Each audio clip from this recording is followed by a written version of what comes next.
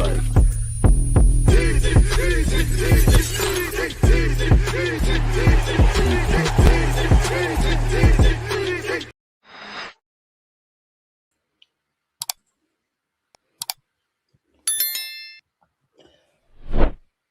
And we're back. People deluded. I'm back again. You called for it. I got the man. Amenya's back in the building. Happy 2026, my boy. We saying, man. We've got a lot to discuss. Happy New Year, mate. Hey, it's a good time for us, man. I can't lie, man. We're chilling, bro. Good times.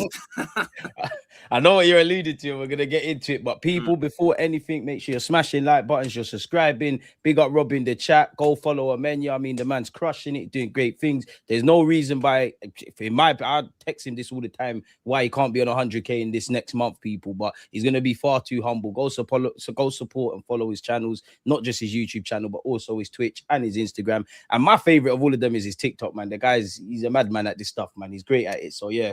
Don't take my word. Go have a butcher's, in it. But yeah, man, you alluded to it. There's a smirk on your face, rightly so. Why is there a smirk on your face? I guess it's something to do with Arsenal.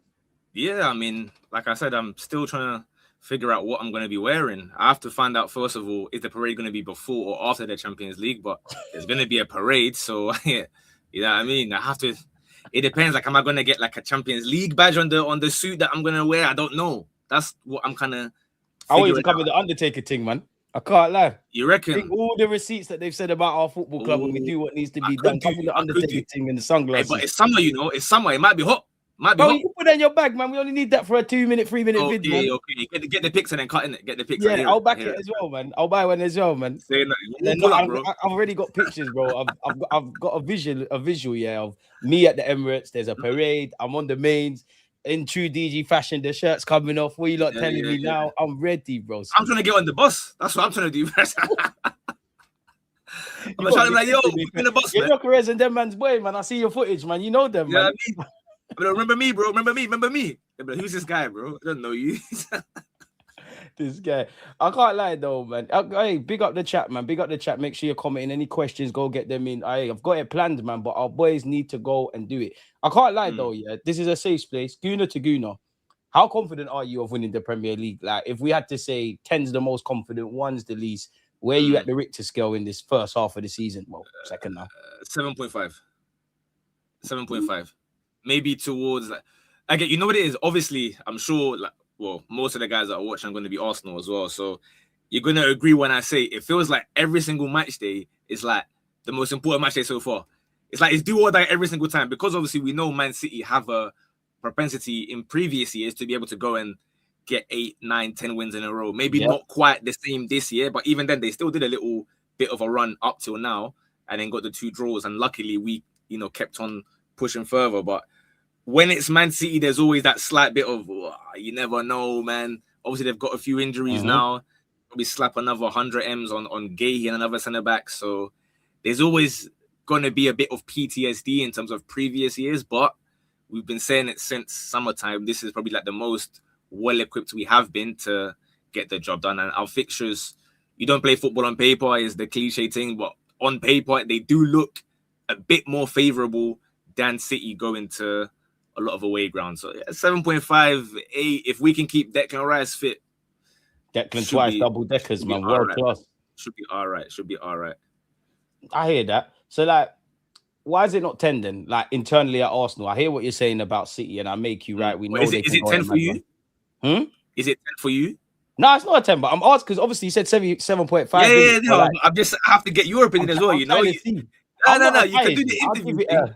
Yours is lower. I'll give it a 6. Sure. So you're asking me why am I not 10 yet? You're there chilling on 6, bro. Yeah, but you can also ask me why is it not higher as well. I gave you my reasoning in terms of it being City, and we know what's happened previously. So why is yours that low? It's a strong 6, man, and I mean that in the most positive way, yeah. Because I don't know how anyone else looks at it, but as you said, every week is a must win. We've seen that plenty of times. You know, Arsenal must win, or the league's done. We've seen that in the first half of the season. why I give it a strong 6 is because I think there's several gears to go up. I'm proud of my boys from August till, I know we're in January, but from August till December/Jan, we've been handling business. Of course, there's been bumps and bruises, but any spanners that have been thrown our way, when we've dropped points, we've reacted immediately. When there's been injuries, we've made it happen. You know, pardon my language, but there's been a lot of bitching about, you know, we're playing with the handbrake up, then it's down, the attack's not doing this, people even onto Saka. We've been handling business in it. And the most important thing is getting points on the board, innit? And I think we've given ourselves a good platform. That's why I give it a strong 6, because I'm actually intrigued to see, bro, like what we look like when we're gassing up Gyokeres and he's doing the business, when all our attackers are fit and playing together and doing all those things. I've said this to you before. I think we're a good defensive side. I don't think we're a great one. I think we used to be a great one. If we can get back to those standards, to stop conceding those late goals, you know, in the last 2 games, what? Like, we've shown a clinical edge. If I see that on a more consistent basis, I think it would, like, if that happened today, bro, I'd bump it up to an 8. But then why I wouldn't give it that 10 and I'd bump it down 2 points? You said it there, it's that PTSD. And I genuinely believe, take nothing away from City and all of them, I feel a lot of the times we're our best friends and we're also our worst enemies. But that's my reasoning, bro. I told you can ask me whatever you want, cuz. Like, yeah, I'll be honest, chat, that sounds like a 7, innit? All that analysis sounds like a 7. You know, fucking that sounds like the same thing that I was saying. Give it a 7 then. I feel like we're on the same boat for that one. We're on the same boat. Obviously, you have to respect what City are on. You know that Haaland's in, you know, a goal drought, and his drought is like 3 games or something. And he's only on 19 goals. Exactly. He can pull up at any moment and bag like 15 goals again for the rest of the season, no problem. So there's always going to be that. But if we do our own job, we shouldn't have to worry about, you know, what City are doing. Obviously, massive game today, and I'm sure we're gonna speak about it. But massive, we'll know 24, a lot more. 48 hours really in Premier League. Yeah, sorry, tomorrow even for Arsenal, Liverpool. Today for City, Brighton. That will change the rating quite a lot, I can imagine. But and you even said it there, yeah. You even said it there. It's like when I remove the romance and I try not to look at it like, even if I wanted to be mad positive or mad negative, I still don't really know. And I feel like midfield, you know, Zubimendi, will get onto him. He's doing his thing. Rice doing his thing. Odegaard starting to source. We've become accustomed to David Ryan, our defensive unit. But then if I'm purely looking at City, not to say that we're scared or anything, but if I'm looking at City, they've got Haaland on 19 goals. I look at my attack and I do think, I've said this to you before, I do think it's time for my attack. You see how we've been waffling about our defenders and actually Rice? I think it's time to, I want to be here with you when I get you on the channel or I'm on your platform. We're saying Saka's doing this, Saka's doing that. There's still that element of, I can't answer certain questions, if that makes sense. Like Gyokeres, I don't know if you're going to get the goals. Trossard, you're the man of the moment, and I hope that form continues. I don't know if it is. You know me, I'm Saka and inshallah. I still think I'm in that realm, but that's what I mean as to why, you know what, I give it a 7, is that we've been handling business and I think the best is yet to come. Obviously, things can change. We're in a massive month where we're playing, you know, a lot of games in quick succession, but that's where I'm at. How do you look at City? Like, because obviously we know City are great. They do their thing and whatnot, but this season, what have you made of City? And also, did you watch the Chelsea-City game? Oh, of course. Who didn't? Other than apparently Declan Rice. I think everyone else watched it. City's a strange one because the first month or so, maybe not month, the first few weeks, but before the season, we weren't really looking at City too tough because although they've had their, 4 in a row last year, like these men were stinking, like really, really bad. So we thought you've now also lost KDB, you might be rubbed out a little bit there. Then obviously they started balling out. Maybe towards, I'll say December was the month that I think was probably their best era in terms of like, all right, these men are really, really serious. Obviously, they've been serious from the start, but December, Shirky back from injury, him and Foden linking up was crazy. Everyone's talking about them as like, this is the best team in the league and they play their best football. And to be fair, the football was fun to watch. I won't lie. Like even when they slapped Liverpool 3-0, that even as a hater in terms of, I don't hate City, but in terms of a title race, the game's the game, man. They are the rivals, isn't it? I don't really care about City other than when I'm in a race with them. So even watching that game, they were balling out there. But at the same time, when I've been saying in my vids that I still felt they can be got at defensively prior to this last 3 weeks, people were shouting, "No, you don't know what you're talking about. Like we've got the second least goals conceded, blah blah blah." I get all that, but then straight after they started shouting at me was the Fulham game where I think it was like 5-4. And the Leeds game where they nearly lost that one. And then ever since then, we've been seeing this defense. Crystal Palace and Brentford come to mind as well, where they won the games, but there was chances. Exactly. Us as well. But the problem is, obviously, when your attack is as good as that, naturally the other team is more fearful of you, right? So they might not really go at you until they realize, hold on a minute, we slightly can, bro. Like, you ain't really that guys defensively. You're City, but you're not that kind. You're the most you're human City we've seen in a minute. Exactly, where if you make one mistake, KDB out of nowhere is finding Haaland, and that's it. Lights out, game's done. So I think now we're seeing like maybe the vulnerable side, and maybe even it's a little bit of role reversal in the sense that they are, when it comes to their best 11, like a very good team, but their depth maybe, especially defensively anyway, a little bit smelly, you know, like, you know, the era, I don't want to, you know, like put him down or whatever, but when we had to start bringing in like Rob Holding in after one injury, that wasn't really fun, you know, that era wasn't fun. Now it's like, all right, boom, you got bare defensive injuries, but no worries. Nkapie will play, no problem. Mosquera, obviously he's out now, but Mosquera will play, or White, or whoever. So their situation is more so they try to get a bit of a smaller squad with a lot of talented players, but all it takes is one or two, and they've got that one or two defensively, might start crumbling a little bit. I hope, innit? I hope is what's going to happen, but we'll see. You touched on it, yeah. So then, obviously, you've indirectly touched on it, but like, what do you make of their injuries? Because obviously their backline's been decimated, innit? They've lost their two best centre halves. Stones in and out of fitness. I don't know what their strongest is. I know they're linked with Gurhey, but what it's looking like Ake might play. You've got Koznadov, I can never say his name, but the young boy there. You've got two centre mids playing as fullbacks. Like, does that give you any confidence? And how do you feel about them? Because I remember there was everybody said injuries happen to everyone. Everyone's got to get on with it when it was us. Yeah. Now you can see.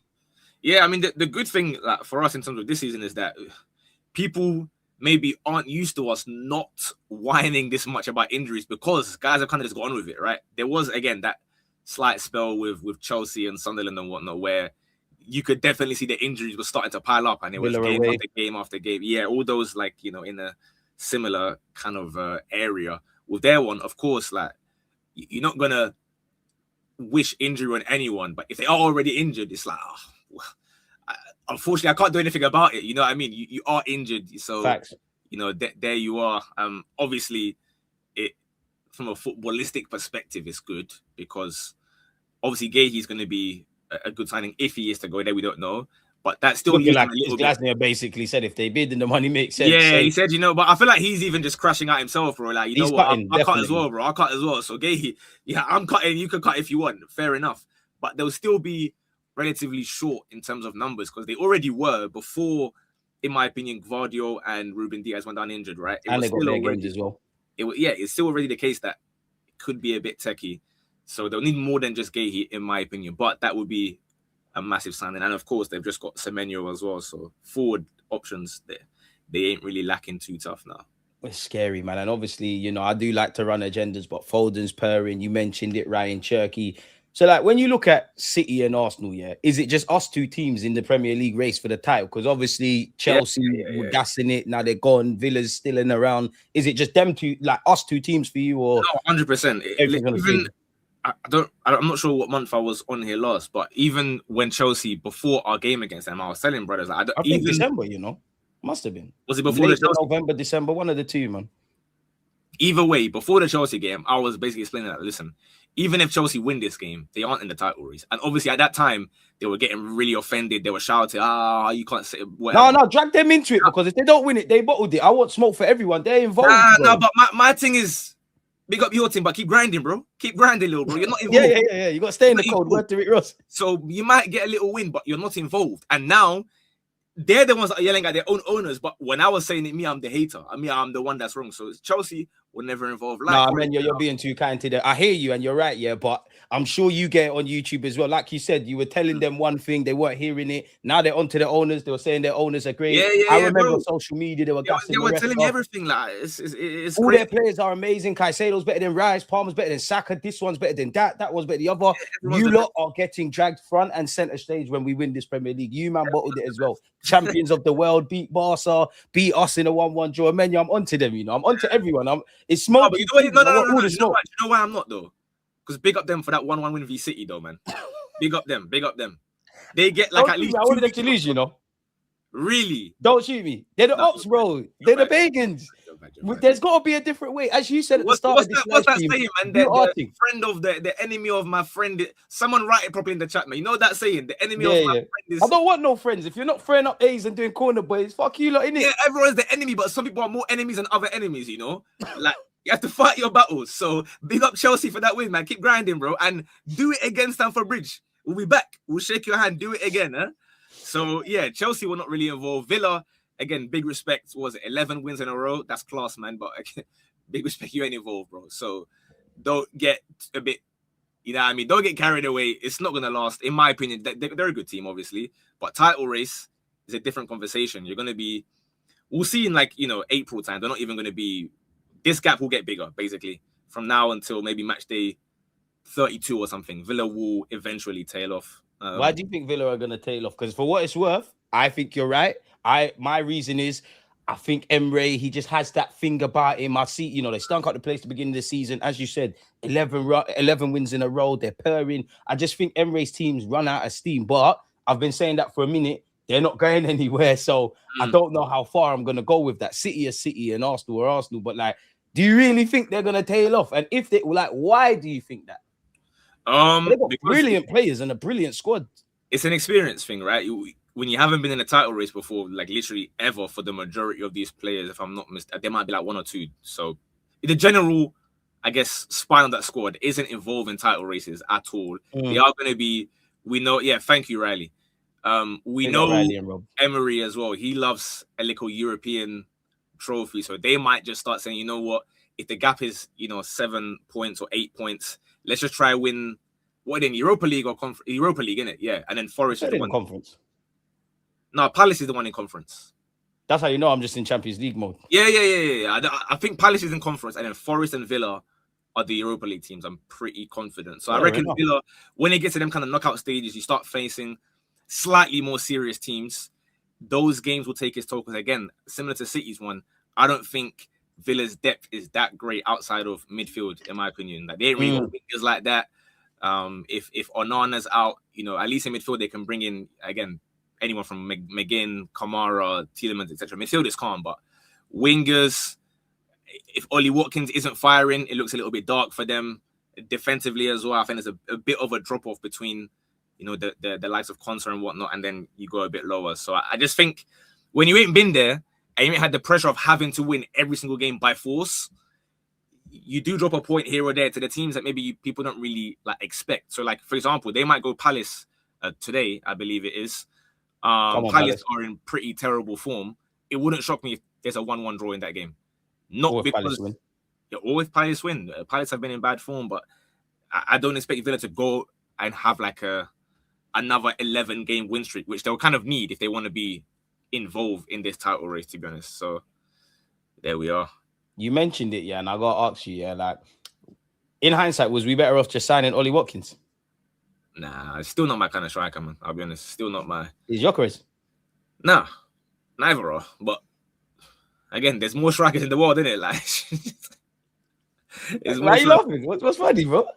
Because my thoughts on both these strikers, man. There's a lot of strikers that people gas up, and I'm just I don't really see why they're being lauded like this. Where was Watkins up until literally a month ago, bro? You might as well bring DCL because he's looked cold for 6 weeks as well. Nah, I can't lie. Listen, I'm a bit desperate, man. Right now. I need $1, bro. It's looking all right over there. Yeah, I mean, so if I'm gonna sign guys off of 1 month, we might end up in a bit of trouble when it comes to summer again and having to clear off guys. So we'll see.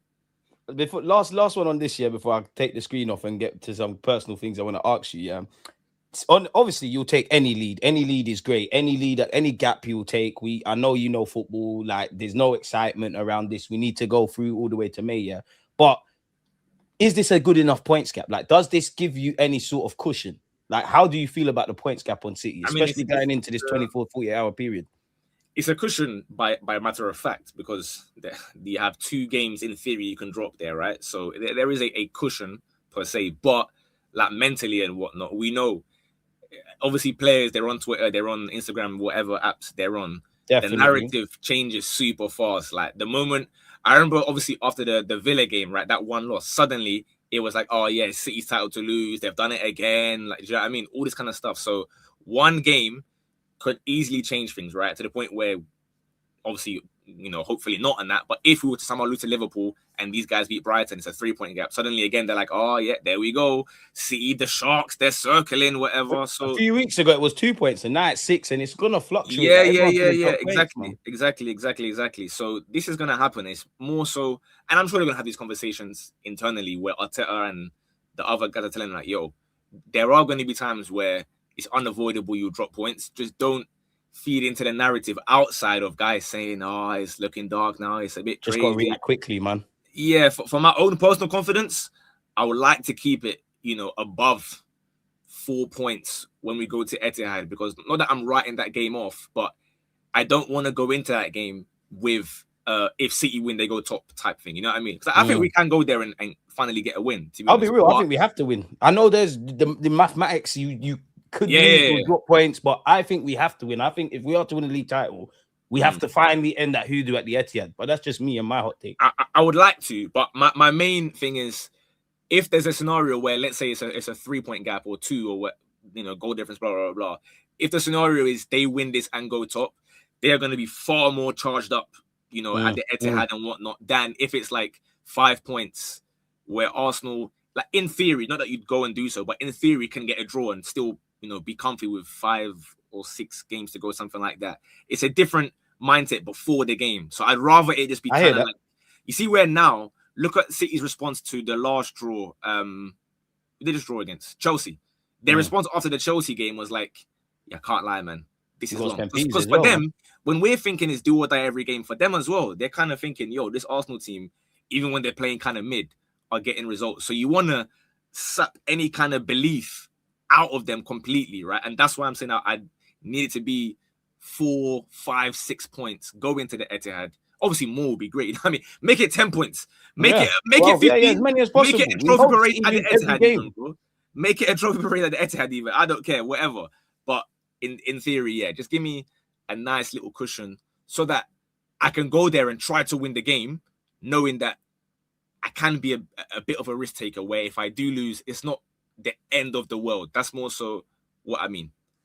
So then how do you look at it? Yeah, because obviously we've been the chasing, we've done the chasing, and we've been the teams and the players being chased. So like we've tried to fight top spot, or we've been top spot, and we ain't got over the line. Like for you, like, do you think it makes much of a difference? Like, do you prefer to be in this situation? I know no 2 seasons are alike, but like, where's your headspace at with that?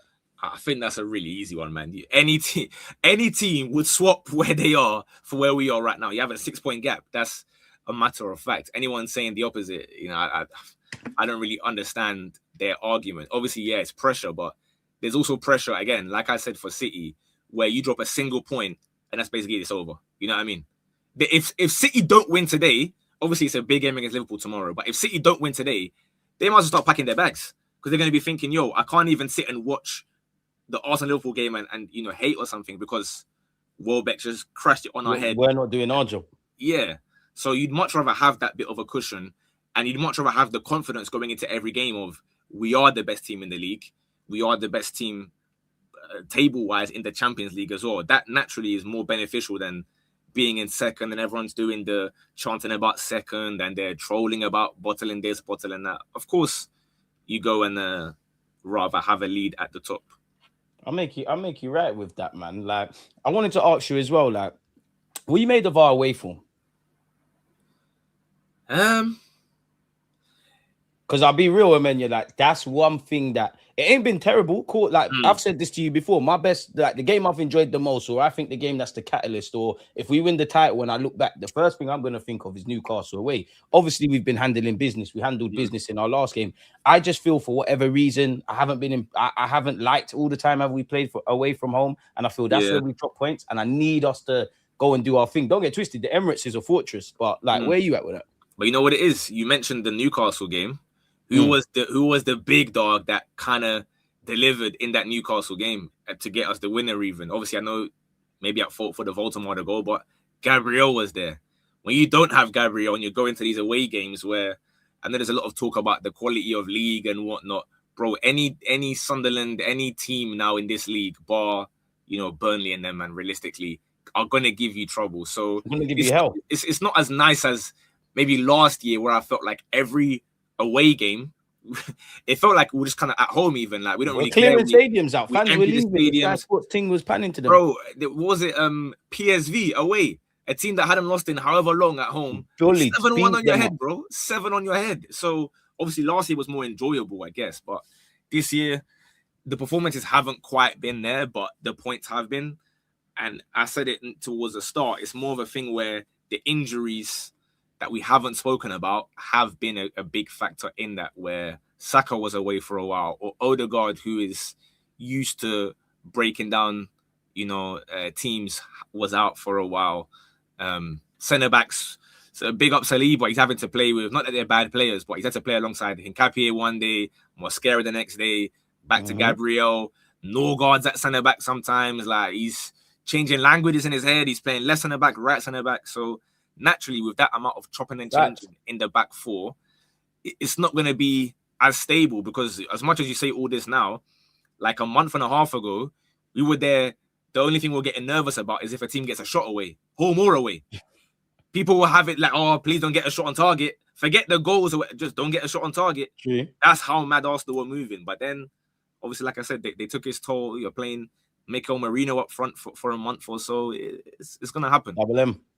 It's going to happen. It's going to happen. So then let me flip that question, because one thing I've been impressed by, and I actually need my boys to keep doing it, I'd love them to put 3, 4, 5 past Liverpool, is I do think there was a point, like, start of the season, I do think the handbrake was up. I do think from the Newcastle game, probably until the Sunderland game, the handbrake was down, Arteta was governing, the players were doing what they were doing. I did feel after that, we had a new problem where I wouldn't say it's amazing to watch, but we're creating chances. We're not necessarily converting them in it. Well, we couldn't really create. Then we had conversion issues. And I feel in the last 2 games, we've been quite clinical. Like, what have you made of our goal scoring prowess in the last 2 games? And do you think it's here to stay now, type of thing? I hope so, because like you said, it's been pretty bad in terms of we're getting into goal scoring opportunities, not bagging. I'm like, bro, I don't really understand what's going on. You'd like for your 9 to start delivering more goals so that we don't have to praise, hold up play and stuff like that. But again, it's a difficult one. Let's just hope that now, with all the forwards coming back, with Odegaard looking back to his best, we're going to get a lot more chances, to the point where even if you miss some, you're calm, right? Like, obviously Haaland is the greatest in the Premier League, and right now. Games we can live comfortably, man. Brighton, we was brilliant. I think best 45 minutes in a minute, but we made it a bit nervy because we didn't put the ball in the back of net. Now the 2 games beyond that, you get it in it. Just no. That's the one thing is, as good as we're playing even now, aside from Villa, every game is like life or death for no reason, where we should easily be winning this, right? Like even Bournemouth, obviously away Bournemouth, despite no wins in 11 or 10 before they played us, that's a tough place to go. I think we played really, really well, especially second half, but there was no reason for it to be life or death again, where I'm sitting there on the edge of my seat thinking, bro, what is going on here? Wolves, again, why are we going life or death against Wolves? We completely battered them. They did nothing the entire game until right at the end, they get the equalizer. Why is this happening? I can even go to Sunderland. Again, I'm not expecting a win. 15 minutes away from a win there. Yeah, they are a really, really good team. So it's not as though I'm demanding a win, but I think the performance was good enough for us to get a win, right? We played bad in some games. Like Wolves, we didn't really play good, but there's some games where we've been good enough to get 2 or 3 goals, and we don't. And I'm not really sure. I can't really put that on Arteta, to be honest, because a lot of it is just like, you get into the areas and you're not finishing. He cannot go and, put in the net for you. So some of these times it's like, bro, even our dog, Bukayo sometimes just kill the game, bro. You're still the guy, you're still the star boy, but sometimes, broski, just put it in the net so that nobody can be yapping about you, You know what? How we've been moving. It's like, when you're younger, you don't necessarily want to eat your dinner because you want to play PlayStation or run up and down, finish your dinner, man. Like you said, man, and I think every Arsenal fan resonated with that. Is like, even it's weird because there's sometimes couple games feel end to end, like life or death. Some are like we're in control type of thing, a bit like what happened to City. Like you're in control type of thing. It's 1-0. All it takes is one mistake and it's kind of flipped on its head. And I think we've been good in the first half, but I'm accustomed to, I'll call it an indifferent first half in that. What I mean by that is we'll start games well, but we haven't put the ball in the back of the net. That it's a weird little 10, 15 minutes after the second half. We're really at it. We get ourselves back in the game. We start living comfy. There might be a 1-2 mistake or whatever. And then it goes back to what you said about, it's life or death for no reason. But that's what goes back to my point when you asked me for my rating and I gave it a 6 or a 7. We'll call it a 7 in that. We're doing all of this. We're still governing and getting the points. And there's more to come, man. You touched on it, though, yeah? And I want to know how you feel, because I'll say mine. I think a lot of people are chatting shit. I think people are doing too much about Bukayo Saka. I think people need to use their eyes. I do think he's getting a bit greedy. And like you said with everyone, everybody can finish their dinner. But he's actually not playing that bad, in my opinion. And when own goals was doing the things, making the job, doing the job. But what have you made of Saka, man? Because I feel it's a weird one with Arsenal fans with him at the minute. Yeah. No, I agree with you. I think he's been good. I mentioned the finishing because the conversation was about, killing games off and whatnot. So for me, it's like, I'm watching these games. I'm seeing time and time again, he's creating chances. He's getting past his man outside, inside, whatever the case may be. It's just that last thing, the finishing, that has been lacking a bit. But assist-wise, obviously set pieces, he's getting the corner assist. He's creating some open play as well. Yeah, open play assist as well. So I have no issue with how Bukayo Saka's performing. I actually think he's been really decent. It's just the finishing sometimes. I'm like, bro, you defo could bag this. There are times where he gets through on goal and it's like, normally I'd expect him to just dink the keeper or go around him and open goal where he's kind of scuffing it a little bit. But that's like kind of nitpicking, not even nitpicking, because he should be finishing them, to be fair as well. But it's like his all-round game, it's quite clear that as good as, for example, Madueke was right in the first half and whatnot, Saka's clearly, Saka's another level, and there's nothing bad with that. Big up Noni. Every time is the right thing, but just get a couple more finishes, and maybe one goal here and there, the confidence will be back to start shooting, because sometimes he gets a shot off, but it's not with the same conviction that he has when he's in the mood for them. Even those near posts, like right foot bangers, he will do sometimes. He ain't really been doing that recently or scoring them anyway. So get a goal here and there. Get one against Liverpool. He likes to go against them, to be fair. So get a goal there. Last year, was it last year? He scored that disgusting one when he completely bamboozled Robertson. Run that back. Nelly as well. Hey, I want my 3 points, boys. I want my 3 points. Would you make of that as well, yeah, before I get to this question on screen? Like, people say Saka's selfish. Cool, whether he is or isn't, I'm not going to ask you that. But what do you make of that? Because surely there's not a problem with an attacking player, quote-unquote, being selfish. Of course, decision-making can be better, but yeah. It's the strangest narrative I've seen, bro. Like, this is a guy who, prior to injury, was looking on, I know it's a bit of a cursed record, but he was looking on course for getting crazy numbers of assists, right? He puts it on a plate time and time again. And if his teammates are not finishing their dinner, I would just say, bro, all right, then I'll just do it myself then, or I'll try to do it myself. So I don't blame him, bro. Take your shots. Like, if you don't take shots, it's going to be, why is he just spamming corners, get some goals, buddy, or whatever? So don't say you're not brave. You're not taking the shot. So you can't win sometimes. I have no issue with how he's playing or what he's doing, right? Decision-wise. It's the actual execution of the finishes. That's the only thing really missing for me. What do you make of this, man? Again, people, make sure you're subscribing to Amenya's socials, the Twitch, the YouTube, the TikTok, the Instagram, the Twitters, all of them kind of things, people. Robert said, Emenya, big up on your work with Arsenal. Great video. What has been your favorite takeaway from doing all of that? And that was one of his goals of 2025. So I'm happy my brother was able to do that. So yeah, congrats on that again. But yeah, man. Takeaway from it. I guess, to be fair, there's a lot of, how on the internet people have their kind of fan fiction stories about this guy hates this guy and there's beef here. And did you see Gyokeres' first touch in HD? Nah, there was no football. It was on an e-football thing. It was on an e-football thing. But like with them two, for example, people were talking about how Odegaard hates him or something. These men were buddy chatting, bro. I like the first thing.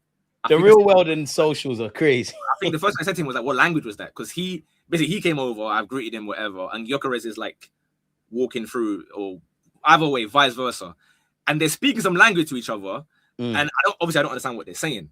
So I'm like, "Oh, what language was that?" And he was saying that, "Oh, we speak like Norwegian sometimes because he can understand bits here and there." So they're from them kind of sides still. Yeah. I think he's from Hungary as well, of Hungarian descent, Gyokeres.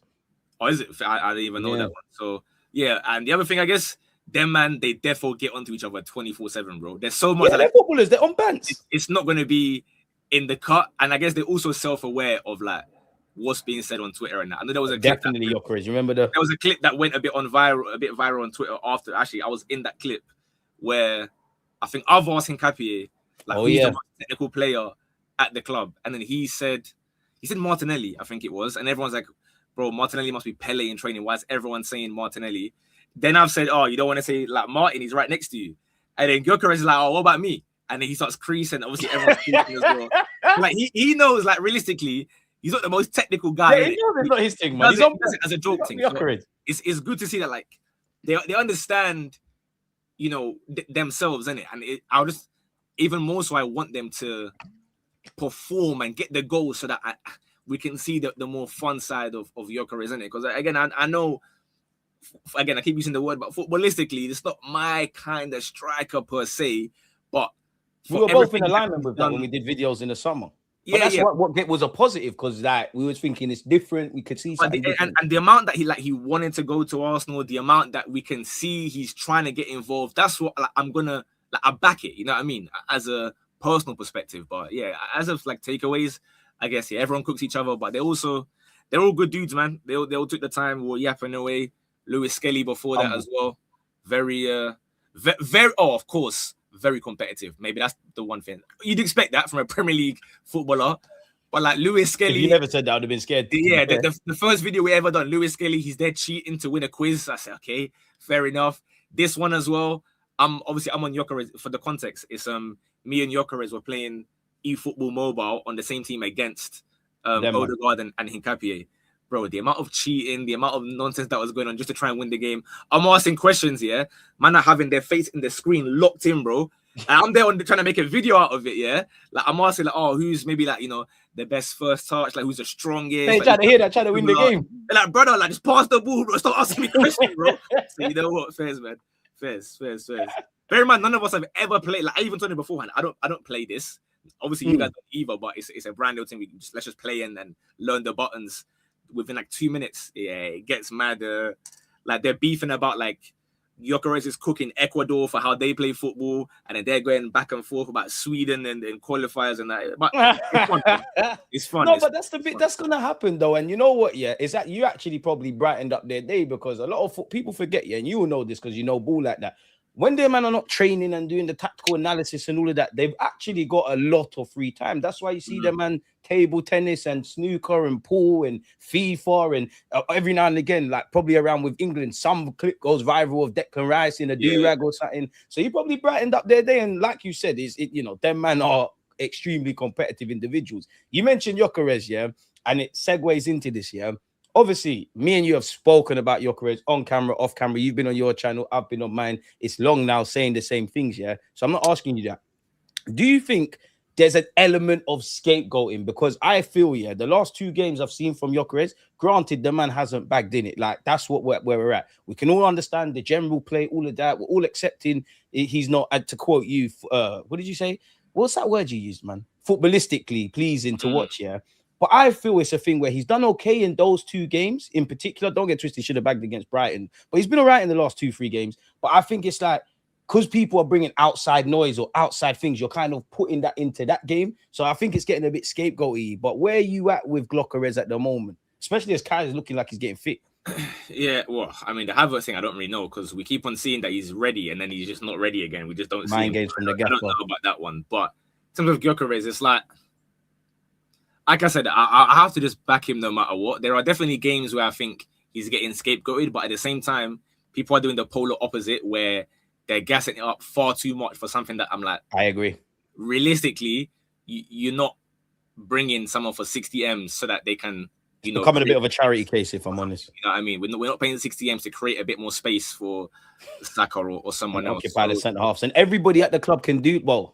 Gyokeres, if we're saying Gyokeres can do that, then there's nothing that separates him from Gabriel Jesus, Mikel Merino, and Kai Havertz. They've all got their positives, they've all got their negatives, but they're all strikers at the moment that, you give more to the team. You're not kind of giving more to the team and kind of shining. And for me, Emenya, that concerns me. Obviously, we're at where we're at. We're going to have to box cleverly. But that concerns me because nobody's the number one in my mind then, innit? Like, we can just utilize all of you.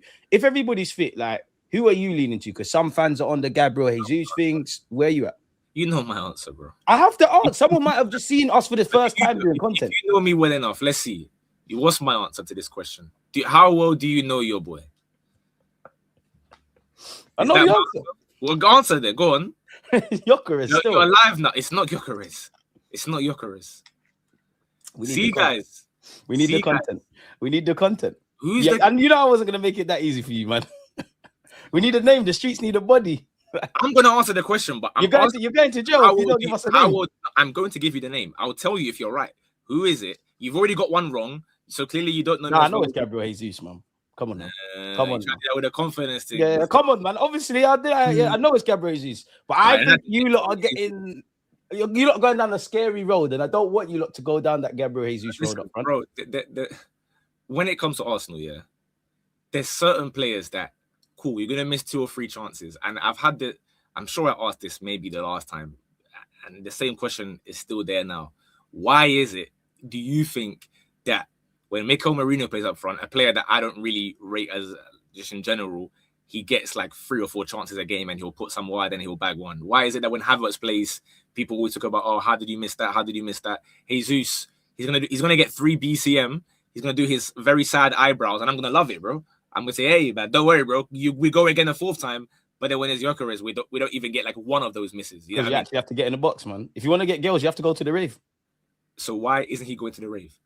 I don't know. He must have forgot his ID, innit? Like, I don't know. Yeah, but he's Gyokeres. Just say, yo, I'm Gyokeres, mate. Like, just allow me. Like, let me get in. So Jesus, my thing is, he's gonna create for those around him.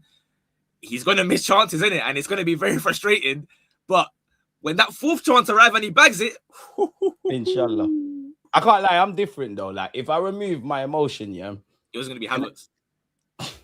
And everybody's fit. I think Mikel Arteta wants Kai Havertz. Me, I'm going with Gyokeres purely because, like what you said, the man and it's someone get the small violin out. My man's done everything to sign for this club, but for me, you've just got the striker in it, make it work type of thing. Like, it just, I want to just ride this one until the wheels fall off. I hear you with the Jesus thing. To be honest, though, it's a weird one because if everybody's fit and with Liverpool tomorrow, I would be leaning towards Kai Havertz. Admittedly, I would. If everybody's fit, I would lean towards Kai Havertz just because I just feel you look the most comfortable there. But I can't not say not Jesus. You know my thoughts. Me and you have spoken about this before. I'd love to have done the Gabriel Jesus left wing thing, but Trossard's not put a foot wrong. I don't think you can drop Trossard type of thing. And that's my concern. It's like there's 4 men that can play up front. No one's really bagged it. And that's my thing is that I asked you, but we could ask all the chat. Everyone might say different things. Some might say Merino. Some might say Gyokeres. Some might say this and that. I actually feel with Gyokeres, yeah, I've seen enough to think there's light at the end of the tunnel. Whether you'll be that 15, 20 goal man, I don't know. But I think you're doing the things right. I just think the speed of thought needs to improve, the anticipation. And I don't know about you, Emenya, but one thing that shocks me about Gyokeres, I don't know if it's adapting to the league and all of that, but he's quite it's not even a pace thing, but you're reactive. You're not really proactive. You're not, like you was alluding to, you're not necessarily in the box. You're not darting to the near post when you can see Saka's going to pull it in certain areas. Like that anticipation and that speed of thought has shocked me. And I mean, if you don't know Emenya as an Arsenal fan, I don't know where you've been, but big up yourself, my dude, man. No, if anything, that means I'm doing a good job, by the way. That means I'm doing a good job. Because on TikTok and that's the main platform, I don't say I'm an Arsenal fan, innit? My thing is a neutral thing. So if guys don't know, that means I cooked. True. You need to get back to them videos where you're bringing up all them old school, man, and this one's better than that one, and that one's this and that, and the third, man. But what's this guy also said? Hi, Deluded. Hi, Emenya. I enjoyed your other video. Although I didn't watch all, please, what are both of your predictions? We're going to get on to the Liverpool one, my boy. Don't you worry about that. We've just got 2 things to discuss. I actually wrote down some questions to ask you as well, you know. Like, I wanted to make sure we covered things. We've covered Jesus. We've covered Gyokeres. Talk to me about Zubimendi and Odegaard. Because I think people need to apologize to them, man. Like, I've got Kenny Ken and DJB on later. I'm going to get on to them about them too. My captain is sourcing. Zubimendino's just being Zubimendino. Yeah, I like it. Obviously, people have been, I guess, comparing this trio recently to PSG in the sense that nobody's really the 8, nobody's really the 6 or the 10, but everyone can do everything in certain moments. Now, it's not quite the same as PSG because, of course, they've got Nuno Mendes and Hakimi bombing forward on the wing, but it's good to have this versatile trio that can go toe-to-toe when I say physically, I don't mean strength. Physically in terms of the running and the pressing. We know Odegaard and these men can do that. Obviously, Rice can do anything physically. That guy's a cheat code for everything. They were crying about like Odegaard going to step on the toes and do this and do that.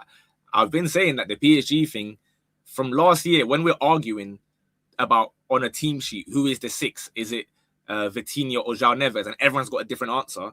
That should tell you that like it doesn't have to be so rigid where because people think you play football on paper. They don't understand there's movement. Yeah, so it's nice to see. Obviously, we're happy to have Odegaard back firing at his best levels or near his best levels. He's getting the assists. He's getting shot. He's got a goal as well now. So I'm glad. 3-4 good games on a spin, man. Yeah, so long may it continue. To be fair. I mean, and now, you know, you're a South Londoner, you're an Arsenal fan, but you do have a soft spot for Crystal Palace. We did sign a player from Crystal Palace. Where are you at with Eze, man? Because I do think, yeah, a lot of Arsenal fans are new to this. It's not that you can't be concerned and say, yo, Gaffer, why are you not playing him? Everyone's crying about depth. The minute certain men are not playing, there's problems. Bearing in mind, my man, we're not too far removed from him getting a hat-trick and what he did against City and Bayern. And the most important thing is, but we've been winning games. If we weren't winning, our form's inconsistent. I hear these claims, but for me, it's lacking validity. But where are you at with Eze, man? Yeah, I'm not stressed. I mean, basically what you said there, right? Our best, outside of Declan Rice, our best 2 players maybe of the last month or so, I'd say have been Odegaard and Trossard. And that's the 2 positions that Eze ideally would be occupying. So obviously you'd like for him to get at least 10 minutes here and there, but kind of what we were speaking about half an hour ago, one of the big issues we've had recently is that a lot of our games, although we look comfortable and you're thinking, okay, Eze is going to be coming on soon, we end up making one mistake and then suddenly it's life or death again, And Eze, 3 points still. Yeah, and Eze is not quite the guy for a life or death game. If it was life or death and maybe it's 1-1, we need a goal, then I'd be a bit surprised that like he's not, coming on for sure. But in this current scenario where since that Villa game, we've reacted winning every single game so far, right? Unless I'm bugging. We've won every game so far. Even if it's going down to like 1 goal, it's like realistically, look, we're going away to certain grounds coming up as well, or we're away. Let's say at Bournemouth, right? We're up by 1 goal. Sure, I'd rather he come on over Marino, but I understand the logic behind Marino because maybe he's someone that is going to run a bit more than Eze and help us see out the game type of thing. So obviously it doesn't mean that he's better than Eze, and Eze shouldn't really be panicking. It's going to be annoying for him. Obviously, he's been the last 3 years the best, or if not top 2 best players. Now you're just one of many. He's a guy. But again, it's a long season. He'll get opportunities for sure. All he has to do is just perform in that, So not too concerned about it, really. I think it's more people are biting on rival fans' narratives and letting it get to the head of like, 60 M's and he just got 1 hat-trick and nothing else. But it's nothing to worry about. Bro, it's a long season. It's as simple as that. It's a long season. If you don't want to be on the bench, give Mikel Arteta no reason to keep you on the bench. Like I keep saying, like Mr. Trossard, like you cannot drop him at this moment. If your name, in my opinion, at moment, if fit, Calafiori, Trossard, obviously Rice, Zubomendi, based on the sample size of games, Odegaard, obviously our 2 centre-halves, and Timber, your place is kind of interchangeable. Obviously, we know Saka, but Saka had to hold bench against Bournemouth. You have to get on with it. And do you know what I feel is a bit shameless with the Eze stuff, is I think, a lot of people cast your mind back just before the North London derby. People were saying Eze's a left winger. Eze's a moments, man. We ain't got the Eze we thought we were going to get. He bags that hat-trick and does great in the North London derby. There's amnesia. Fast forward, and now look at the conversations we're having. And this is what I'm trying to tell people to understand. From August to January, there's been a lot of football. Now we've got 5 more months. There's different heroes and stuff. And also, we've got Portsmouth on Sunday, which I hope the Wanyeris and the Ezes get involved in. These are the problems we wanted. You can't have the depth and then cry that man are not involved and all of these kind of things, man. We got some questions in the chat, man. We might as well get into them. Amenya, do you think in the next 2 years when Gyokeres adapts, he'll step up? What about you, Deluded? Do you think Gyokeres will make a moment to be remembered, whether in the champs, I think you're saying, or no? Where are you at with that? When Gyokeres adapts, he'll step up. Yes, but what does step up mean? In like, I guess if we're gonna score some goals at this point. Yeah, well, yeah.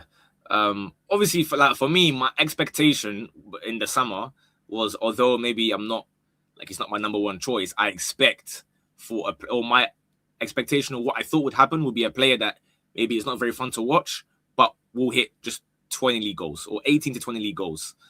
it's You looking got like on that. to me for saying 15. I know. You know what I did is because remember I told you at the time, yeah, the convo that even I had with him in person where he told me when I mentioned the 20 goals to him, like he laughed. He said, only 20. So I thought, oh, okay. I love that from Gyokeres. I love that from that's what I Gyokeres. rate the confidence. I'm I thinking, think okay, there's dynamics out of his control, or any striker's control at our club as to why our striker ain't gonna grab that.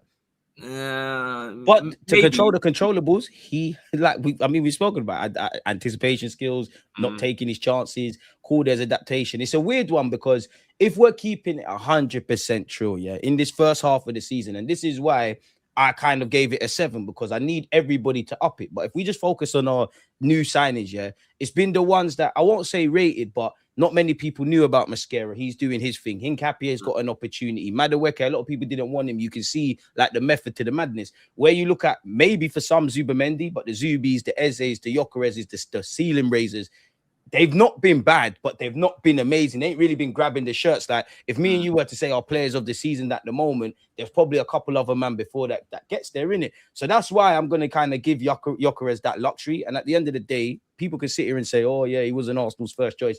We all know my man's not signing for Arsenal if Arteta doesn't sanction that in it. So he must have thought there was something to it. Obviously, if we fast forward to next season and we're still having these conversations and whatnot, I do want another striker. It's not that I want Gyokeres rubbed out. I want another one. You're part of the squad. Go find me the next Hugo Ekitike. And I'll be hoping that with a year adapting, you'd be a madness. But I don't want to hear that. I need my attackers to have some purple patches. And obviously Saka as well. I don't think Saka's playing rubbish. I think people need to go to Specsavers. But you get some goals, shut people up. Like, this is what I'm saying. And blasphemy if he only gets 4 more goals from here, innit? Because he's technically our top goal scorer in the Premier Champs. I ain't trying to hear that. I'll be real. I'll be so real. Dead that. Dead that. Let me ask you something about Rice. Like, one bit of a twofold question. Do you think Rice will win Player of the Year? And do you think he's the best player in the Premier League at the moment? To the first one, it depends who wins the league. If Arsenal win the league, I think Rice will be the one to win it. To your second question, it kind of ties into the first one. If City win it, Haaland is still Haaland. You know what I mean? Even if Haaland does have 2-3 games off the ball or whatever, Haaland is still Haaland, man. You can't really he's a bit of right here, right now, a bit streaky that he'll get like a brace and then bang, he dips for 2 games. Another brace, he'll dip for 2 games. But you look at it at the end, their brother's getting 30 goals and whatever, and even been tucking in with a few assists as well recently, and the link-up plays improving. So I still think Haaland is the guy, but if Arsenal are to win the league, I imagine one of Rice or Gabriel, in my opinion, will win the Player of the Year. I think Gabriel was Arsenal's Player of the Year by quite a margin.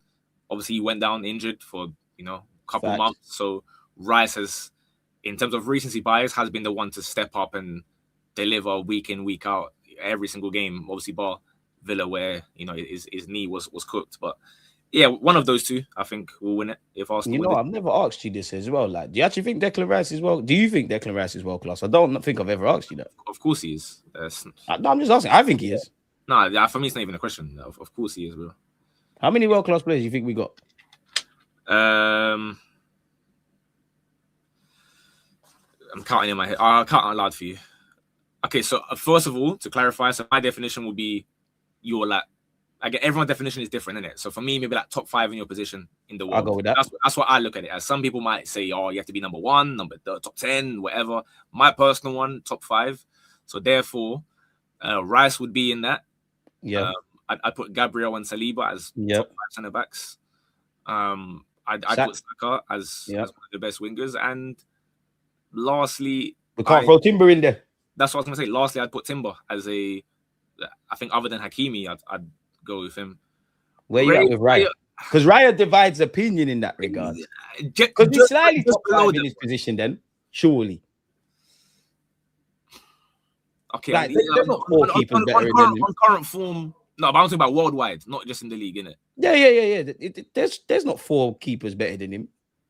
Oh, there's 4. There's 4 keepers, but they're not more than 4. Okay, let's count them. So everyone's fit, everyone's available, whatever. In the Premier League alone, Alisson's better than him. Alisson and when at their best, I go Donnarumma. At their best, well, not this season, but I'd still have Alisson above Raya with the greatest of respect. But Raya's putting a body of work. In general, I'd go Alisson and Donnarumma ahead of Raya, and then I'd go with Courtois and Juan Garcia ahead of him. So that's maybe 4. Oh, one Garcia's cold, but he can't get that already. I've One been there, to get bro. Barca. It's even before Barca, bro. I was the one in someone that was saying that Raya's if Raya's a 9 out of 10 and he has, he's calm, there's just that slight increment better in the summer. And they were shouting at me. And then he went to Barca and look what he's doing, bro. And Arteta's a madman, He wanted both of them. I'm telling you, life in his head sometimes, I know you have to back your players and that for sure. And again, I rate Raya really highly. But in a game of tiny, fine margins, if you're offering me one or the other, I'm taking the one that's just that 1% better. But to be fair to Raya, though, like, I hear you, like, and Donnarumma speaks for itself. Champions League, Europa, Euros, and whatnot. In terms of ball playing, which is I know it's not for a keeper. He is probably one of the best at that. And for what it's worth, I'm with James. I do think Raya's just below. Take nothing away from Raya. I think he's just below kind of world class. But then it goes back to what you said, which I agree in that top 5 in your position. And I genuinely think for the last 2 years, he's been top 5 goalkeeper. Yeah, he has. This is a weird one. It's like I said, it's not like a be-all and end-all description when I say top 5. It's just my rough estimate in my head of how things are working. Some positions are going to be more stacked than others, you know what I mean? But yeah, I like Raya, innit? So if you want to put him there, you can. But like, for example, these same teams that maybe they're not in as good form, would Liverpool swap to go and get Raya? I don't think they would. No. I don't think Barca or Madrid will swap their keepers for Raya at the moment. No. But he can hold a top 5, I guess. Sure. How can Raya not have as world class but 4 goals Saka? SJ, you got the maddest agendas. Like, we're not gonna do that. Saka's been world class. He's done it for us this season. He did it last year. He did it year before. He's been doing it when he's left back. Otherwise, we can't talk about Alisson, for example. I mean, what's that guy doing right now? Where's his clean sheets? Exactly. Like, we're not gonna do that. One person that can't be slandered is Bukayo. This is the wrong channel for that. He can do no wrong. Safe. Forget that. That's dead. Do you think Saka will cook in 2026? Yeah. Doubt Saka at your own peril. Like, he'll be there. He'll be there. And I think some fans, one thing that annoys me, I'm not saying anyone in the chat, but one thing that annoys me is you lot ride with these players in good times. The minute they're indifferent, and Saka's not been great, he's been good. You start remixing and getting amnesia and all of these sort of things. Football fans, you know why? It's because it gets them likes from rival fans on Twitter, bro, and that's the dopamine that they care about. I saw you draw something. Who did you drew someone out on Twitter? I think it was a City fan, man. I think I done content with him on a like paid platform or something. Would have been a City fan, yeah. Drew him out. You was like, are you happy with your 11 quid or something? Like yeah, no, because I clicked on his profile. Yeah, you're tweeting about City. Nobody was caring. You get like 8 likes, 9 likes, whatever. No problem. Like me, I don't go on Twitter much anyway. But I seen that suddenly he's getting numbers. I'm thinking, okay, no worries, man. Like as long as you're able to feed your family, cool. Keep on tweeting about Arsenal. Like I don't mind. It's fine by me. I got a couple of things to ask you before I let you get out of here. Yeah, obviously we're playing Liverpool, innit? Shabozlai said, and for those of you in the chat, I'll read it out. The Prem is not easy. You don't win it by January. So I don't think we are playing against the champions. They're playing against the champions. That's probably they know as well. We know as well. Of course, they are one of the favorites for this year. Unbelievable team, really good players. But we shouldn't also forget about City, about Villa, who is doing very good. No, we don't play against the champions. They play against the champions. What do you make of that? He sounds touched. Yeah, you know what it is? Right message, wrong messenger, bro. Who asked my man, bro? Who asked my man? like, obviously, big respect to you. Won the league, innit? But if it's a City player saying this, okay, you know what I mean? I hear it. But you, man, have been so bad that you have played yourself out of this race into you're 14 points behind. Go and chat to United and Chelsea with no managers right now, bro. Or I guess Liam signed now, innit? Big up Matisse, but go bake off with them, man, bro. So we didn't ask for your opinion on this, or maybe someone did. I haven't seen the interview, but he's right. I just didn't ask for your opinion on that. So, fairs, man. Keep yapping. I can't disagree with you. I think I think he's right. We are playing against the champions. I don't think Liverpool are going to sit there and roll over. To a degree, I think form goes out the window. I do think we need to move to them. I just think it's because it's Szoboszlai. He clearly is someone that isn't afraid to talk. I can't remember who Hungary played, but pardon? He's one of them, man. He loves to talk, innit? He loves to talk. And obviously they're prideful, innit? If I might say the same if I was in their position. Like, that's actually a question. Like, how do you think the Liverpool game's gonna go? Does form go out the window? Where's it won and lost? You know, where you at? Because obviously most people are saying that, like, you know, in theory, you should be like, you know, stamping on their heads or whatever. But realistically, that's just never how football's gonna end up. I do think we are better than them by quite some margin. I do think we are. You know, when people talk about the XG or whatever, I reckon we'll slap them on XG, but it's going to be one of them life or death games again where we win 2-1, in my opinion. That's the crazy thing, by the way, about Szoboszlai and Rice. That's insane. I'm glad you just skipped past it. Wait. I didn't even wait. What? No, don't even read it. In fact, yeah, no, it's right. Whoever Dekan is, you're correct. Big up he's like Dekan. He's like Dekan. Sure.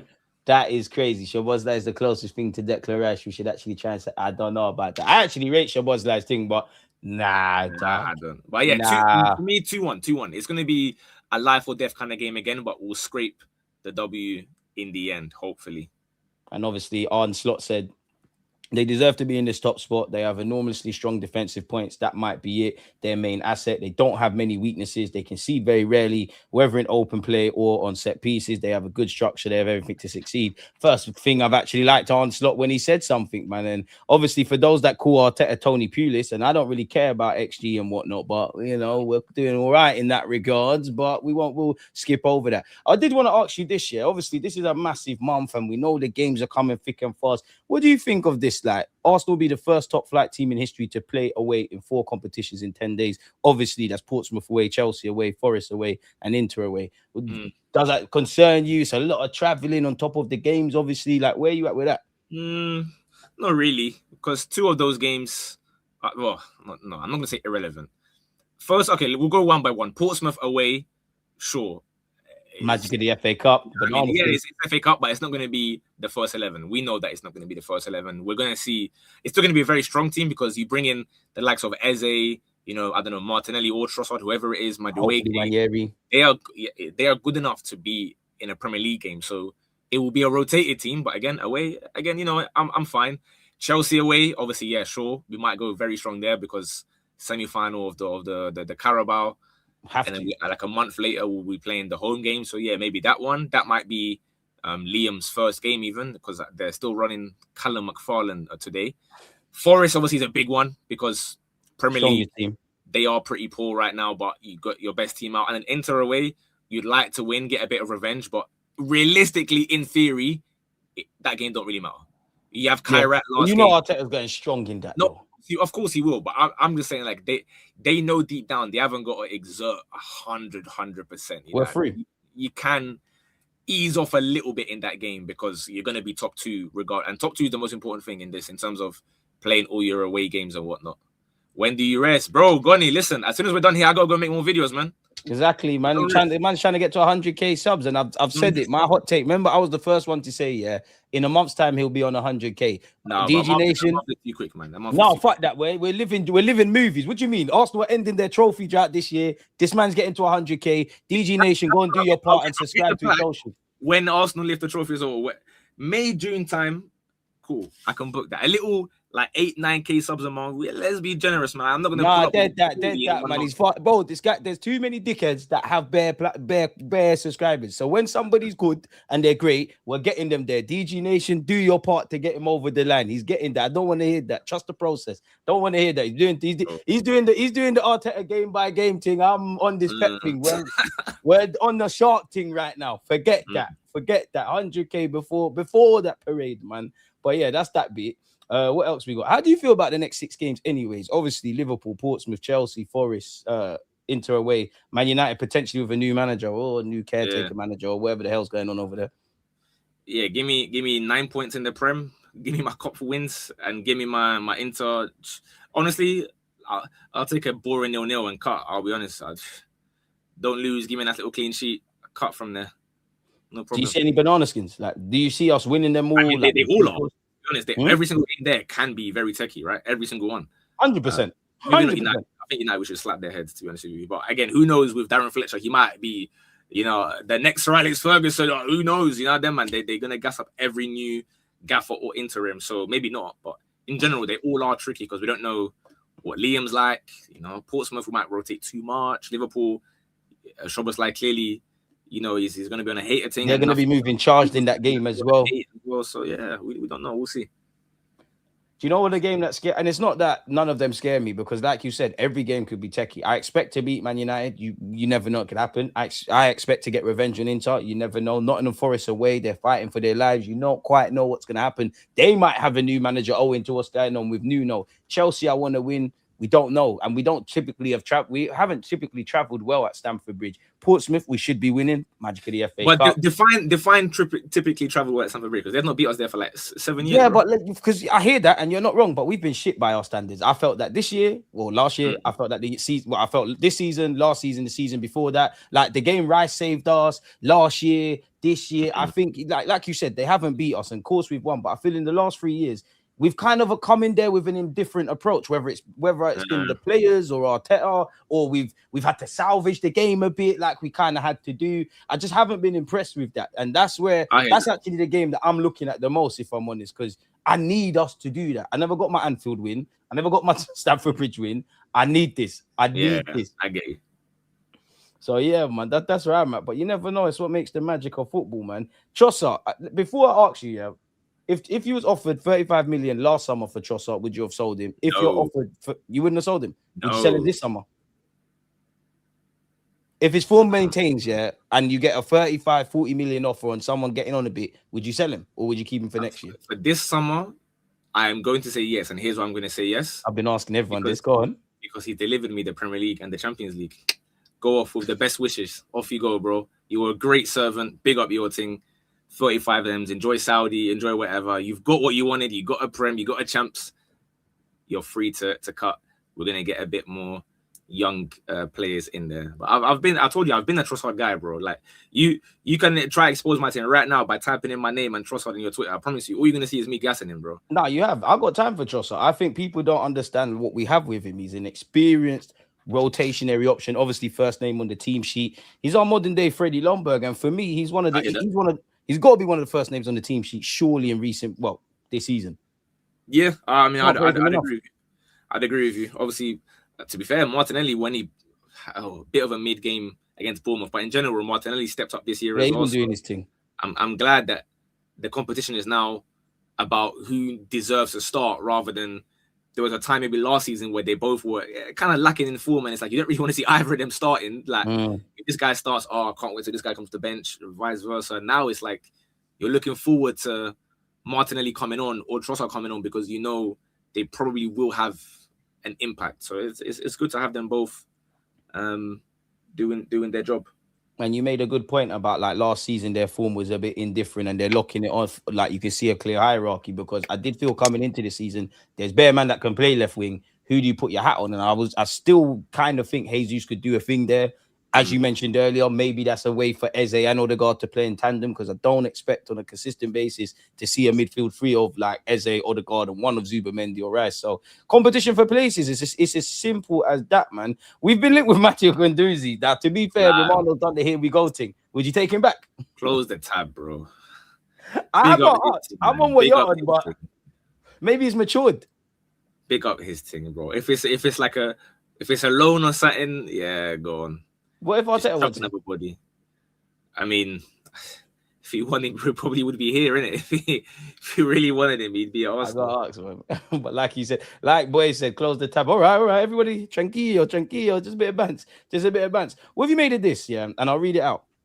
Arsenal in discussions with Kai Havertz regarding a contract extension. The proposed one-year addition would extend his current deal set to expire in 2028 to 2029.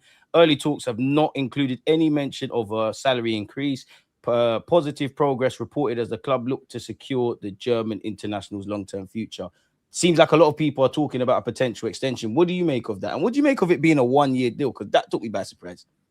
I mean, that sounds fine to me, to be fair. Obviously, we don't know exactly how he's going to come back from this long-term injury. It's been a bit of a techie one now, where we kind of thought December, maybe he'll be ready. Late December, he'll be ready. Early Jan, he'll be ready. He's still not ready. But if it's a year and it's not extra bread, I mean, why not, right?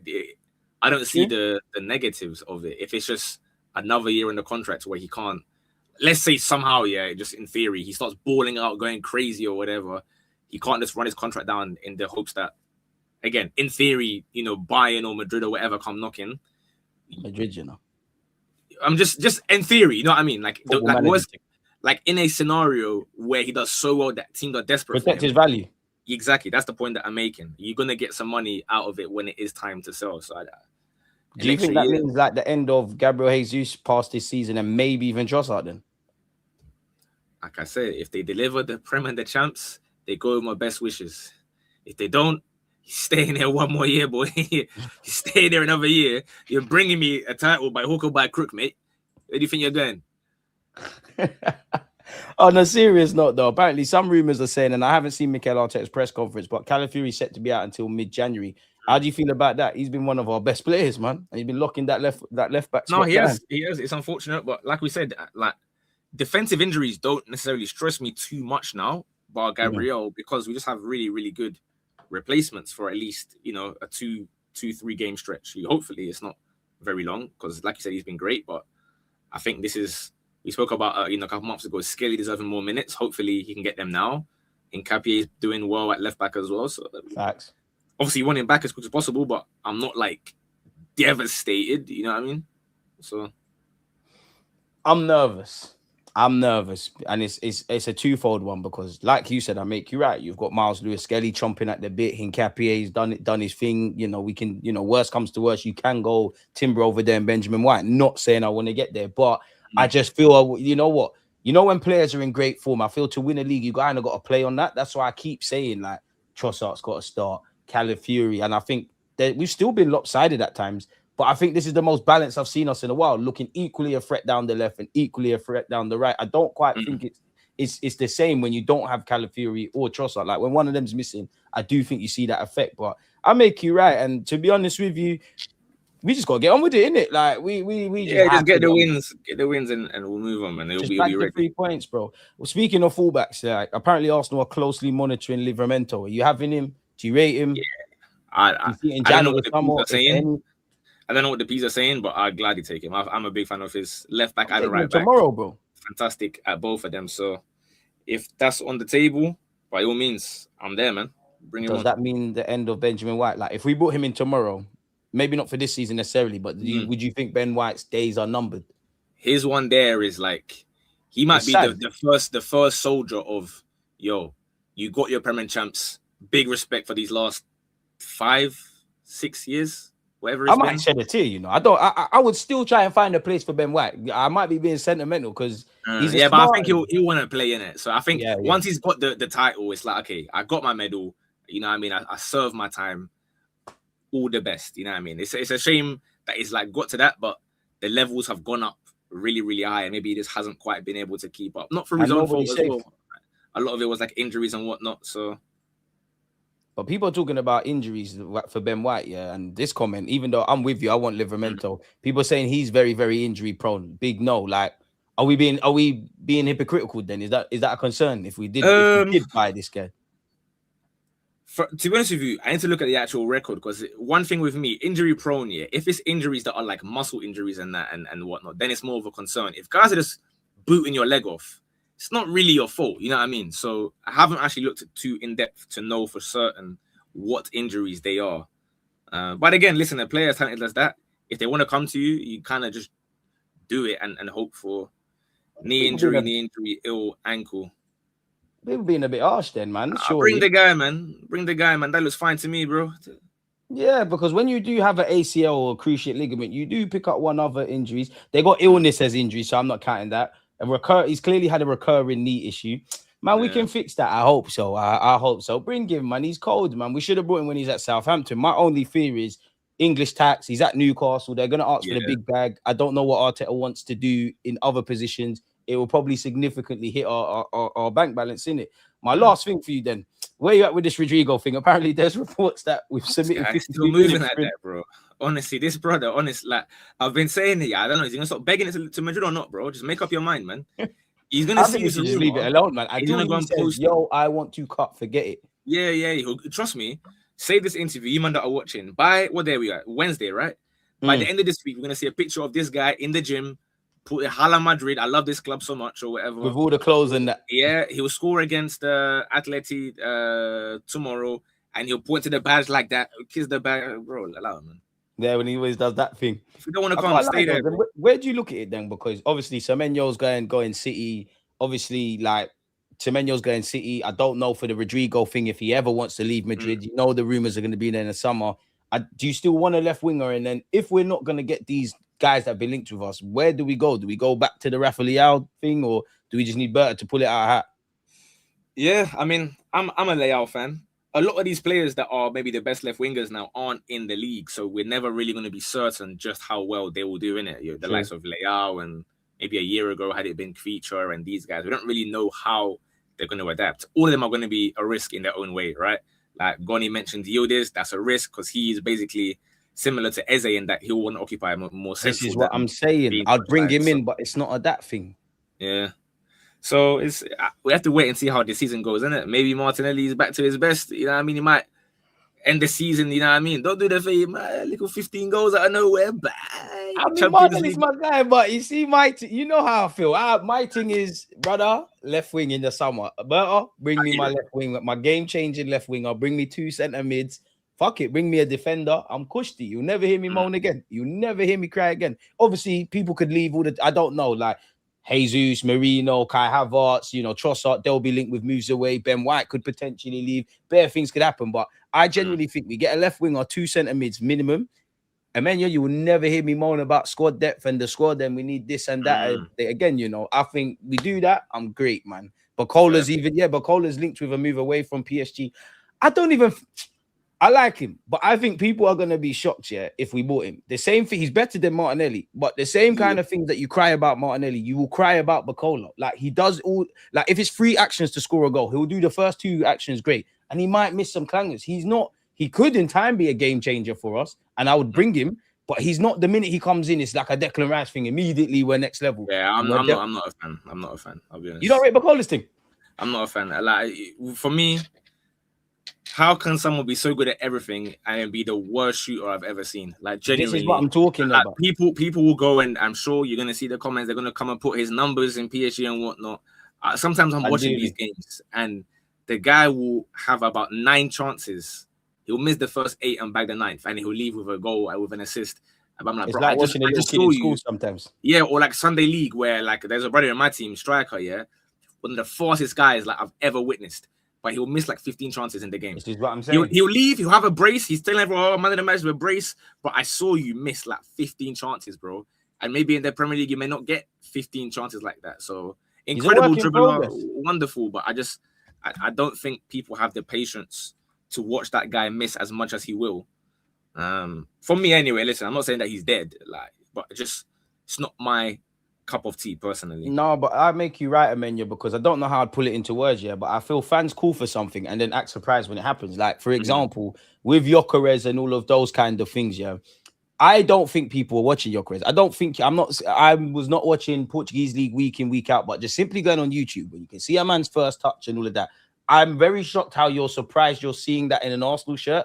And that's why I'm piggybacking that back to Bacola. Like, he's not where you think he is. Like, he's not. I don't even think Leao is where people think. Obviously, he's better than Bacola at the moment, but I don't even think Leao is where people think. The level you're putting man on and the expectation is 2 different realms, really and truly. Do you think, my last question for you, do you think we're in that scenario? Obviously, we're never gonna just buy like 5 players worth 100 million, but somebody's mentioned Kvaratskhelia, and we've got a good squad. Do you think we're at that stage now where we might just have to buy a 1 Kvaratskhelia, or we just need a couple of big money additions because that typically comes with the quality and that's the kind of naturally you will. I mean, that was what Declan Rice was, isn't it? Right? Like, we couldn't really make a Declan Rice signing in 2020 or 2021 because we weren't those guys. But when you become that team that people start to rate, and those Champions League wins, like, you know, slapping Madrid's head in the Champions League and doing what not in the Champions League right now, it does make teams look at you and think, you know, or players rather, like, yo, I kind of want to be there. And so those are the next steps to get the extra slight percentage. Like I said, the same for Garcia as a goalkeeper. The same applies for forwards, isn't it? I can have great forwards that I'm happy with, but if someone's going to get me even a little bit more, this is it. And people want, like, for me as well, obviously we're Arsenal. We're always going to try and find the young players and players of tomorrow and potential in that. But I do think we're kind of moving away from the kind of project-y things. I think we've got projects already that need a bit of work. We need guys that, they don't have to be signed for Declan Rice fees, innit? And that's where, I know you've seen the news. It came out a few weeks ago. Obviously, we've got Berta, the Napoli Don, who helped with Kim Min-jae and Koulibaly and Osimhen and Kvaratskhelia. If you can go and find them players, we're lit. And maybe even do the Liverpool approach. Like, Salah was there for someone to take a chance. They did. Mane, there's a chance. There's players everywhere. Of course, I want big boy players, but I kind of want players I know what I'm getting from. And I feel I know what I'm getting from in my defense. I somewhat know in midfield. I somewhat know in attack, but in terms of goals and assists, it's unanswered, isn't it? Like, it's unanswered. And if we want to be a team that not only wins a Prem, but retains it, starts to collect some European trophies, we need that quality. But we'll have to see, man. We'll have to see, man. Amenya, this has been cold. Before I let you go, plug your content once again. Not that my mods haven't been doing that. Big them up. Yeah, no, big up them, man. They put it everywhere already, man. Just same name everywhere. TikTok, IG, whatever you want. I'll be there somewhere yapping away. So pull up. We got to what, 64K. So slowly. This is what I'm saying. 100K in a month, man. 100. Mark my words. I was the first one that said this. What's the date today? Yeah, it's the 7th of January. Yeah, you'll be at 100K. The latest 31st of March. I think you do it next month, personally. If you just keep doing what you're doing, personally. The aim is by World Cup, so that's my thing. We'll see. Nah, it'll be done before that. The plaque will be there, man. You're giving motivation to all of us, man. And as I said, there's a lot of pussyholes that have these things. So when I see someone that's genuine and I can vouch for, I want the guy to make it and beyond that and all these things, man. So keep doing what the hell you're doing, especially the TikToks, bro. Appreciate it. And last but not least, again, you know what to do. Go follow Amenya. Again, he's going to go in the process of making a vid. But you lot are the real MVPs, man. So, like, big up you lot in the chat, in the comments. Don't forget to like, comment, subscribe. I'm back at 4 with Kenny, Ken, and DJB, where I need you lot to bring that energy around Zubimendi and Odegaard, because we're coming from for those uncles. Why? But, yeah, on that note, one love. We're gone. Amenya, bless up, my boy. Safe. Let's get 3 points. Yeah, come on, 2-1 Arsenal. And in terms of motivation, you mentioned Sunday League. It's only right we see this. Against this right back, Charlie. One love, everyone. Go subscribe to our mention.